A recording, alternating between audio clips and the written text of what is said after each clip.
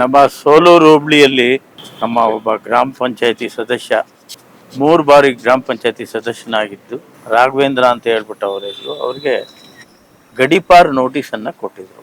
ಹಾಗಾಗಿ ಈ ಭಾಗದ ಮುಖಂಡರಾದ ನಮ್ಮ ಮಂಜಣ್ಣವರು, ಮಾಜಿ MLA ಅವರು, ನಮ್ಮ ಹೊಂಬಣ್ಣವರು, ಶಿವರುದ್ರಪ್ಪನವರು, ನಮ್ಮ ಜಗದೀಶ್ ಚೌಧರಿ ಅವರು, ತಿಮ್ಮರಾಯಣ್ಣನವರು, ಗಂಗರಾಜ್ ಅವರು, ವರ್ಧನ್ ಅವರು ಎಲ್ಲರೂ ಕೂಡ ನಮ್ಮ ಲೀಡರ್ಗಳು ನಾವೆಲ್ಲರೂ ಬಂದು ಒಂದು ಮನವಿಯನ್ನ SP ಸಾಹೇಬರಿಗೆ ಕೊಟ್ಟಿದ್ದೇವೆ.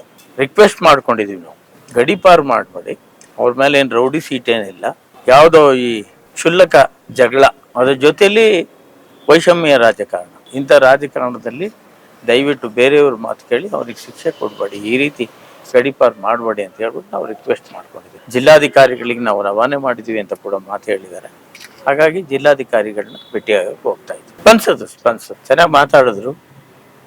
ಅವರು ಕೂಡ ಅವರ ಏನು ಹೇಳ್ತಾರೆ ಶೈಲಿಯಲ್ಲಿ, ಅವ್ರ ಶೈಲಿಯಲ್ಲಿ ಅವ್ರು ಹೇಳಿದ್ರು. ನಮ್ಮ ಶೈಲಿಯಲ್ಲಿ ನಾವು ಒಬ್ಬ ಗ್ರಾಮ ಪಂಚಾಯತಿ ಸದಸ್ಯನಾಗಿದ್ದವನು, ಅಧ್ಯಕ್ಷನಾಗಿದ್ದವನು ಅವನು. ಹಾಗಾಗಿ ಈ ದ್ವೇಷದ ರಾಜಕಾರಣ ಮಾಡಿ ಈ ರೀತಿ ಆಗಿದೆ ಅಂತ ನಾವು ಕೂಡ ಅವ್ರಿಗೆ ಕನ್ವಿನ್ಸ್ ಮಾಡಿದ್ವಿ. ಅವ್ರ ಹೆಸರು ಯಾಕೆ ಹೇಳ್ಬೇಕು ಇವಾಗ? ರಾಜಕಾರಣ ವೈಷಮ್ಯ ಅಂತ ಹೇಳಿದ್ದೀನಿ.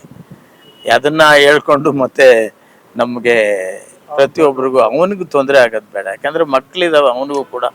ಅವನು ಮತ್ತೆ ವಯಸ್ಸಾದ ತಂದೆ ತಾಯಿ ಇದ್ದಾರೆ, ಅವರ ಮನೆಯವರು ಇದ್ದಾರೆ, ಪ್ರತಿಯೊಬ್ಬರು ಕೂಡ ಇರೋದ್ರಿಂದ ಅವ್ರಿಗೊಂದು ಅವಕಾಶ ಮಾಡಿಕೊಡಿ ಅಂತ ಹೇಳ್ಬಿಟ್ಟು ನಾನು, ಮಂಜಣ್ಣವರು, ನಮ್ಮ ಲೀಡರ್ಗಳು ಎಲ್ಲರಿಗೂ ನಾವು ರಿಕ್ವೆಸ್ಟ್ ಮಾಡ್ಕೊಂಡಿದ್ವಿ. ಇವತ್ತು ದ್ವೇಷದ ರಾಜಕಾರಣ ಅಂತ ಅದಕ್ಕೆ ನಾನು ಹೇಳಿದ್ದು. ಅಲ್ಲಿರ್ತಕ್ಕಂಥ ಪ್ರಭಾವಿಗಳು ಹೇಳಿ ಇವ್ರ ಬಗ್ಗೆ, ಇವರಲ್ಲಿದ್ದಂಥ ಲೀಡರ್ಶಿಪ್ನ ನಾವು ಕಡಿಮೆ ಮಾಡಬೇಕು ಅಂತಕ್ಕಂಥ ಒಂದು ದುರುದ್ದೇಶದಿಂದ ಮಾಡಿರ್ತಕ್ಕಂಥದ್ದು.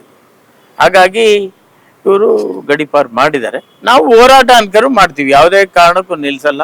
ಇಡೀ ಹೋಬಳಿ ಮತ್ತು ಇಡೀ ನಮ್ಮ ಕ್ಷೇತ್ರ, ನೆಲಮಂಗಲ ಕ್ಷೇತ್ರ, ಮಾಗಡಿ ಎಲ್ಲರೂ ಕೂಡ ನಾವು ಹೋರಾಟವನ್ನು ಮಾಡೇ ಮಾಡ್ತೀವಿ. ಯಾಕಂದ್ರೆ ಅವರು ಒಳ್ಳೆ ಹುಡುಗ. ಅವರು 3 ಸರ್ತಿ ಗ್ರಾಮ ಪಂಚಾಯತಿ ಸದಸ್ಯ ಮತ್ತು ಅಧ್ಯಕ್ಷರಾಗಿದ್ದರು. ಹಾಗಾಗಿ ನಾವು ಹೋರಾಟವನ್ನು ನಾವು ನಿಜವಾಗ್ಲೂ ಮಾಡೇ ಮಾಡ್ತೀವಿ.